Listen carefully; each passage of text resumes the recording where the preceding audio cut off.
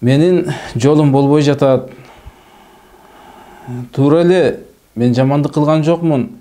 Жакшы эле иштерди кылам, жамандыгым жок, бирөөгө жамандык жасаган жокмун. Бирок жашоомдо жакшылык болбой атат деген көп арызданат да. Дуа, ад-дуа силахул муъмин. Иманунун куралы дуа. Күч менен, айла амал менен, акча менен азыр акча баарын чечет деп, тааныш менен, кырыша менен, башка нерсе менен чече албаган нерсе дуа менен чечилет экендигин бул жерде баян кылды.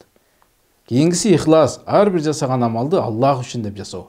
Эгерде ар бир жасаган амал Аллах үчүн деп жасалган болсо, ошол амалдар пайдасын берет. Эгер Аллах үчүн эмес болгон болсо, анда андай амалдардан пайда жок болот деген маани жатат.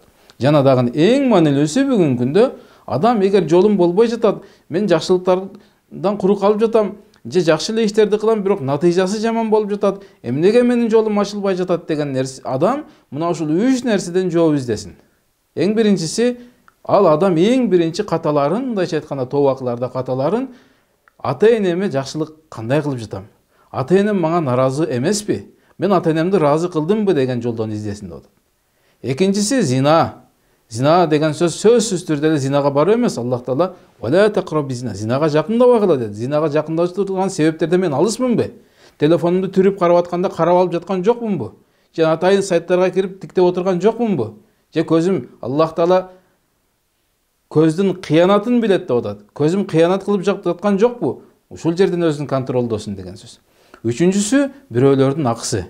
Бир кимдир бирөөдү кызматка жумшадыбы, же бирөөлөр менен мамиле жасадыбы, ортодо ошонун акысы менде калып кеткен жокпу? Мен анын акысын жеген жокмун деп, мына ушул нерселерден эң биринчи өзүн тазалап алыш керек болот.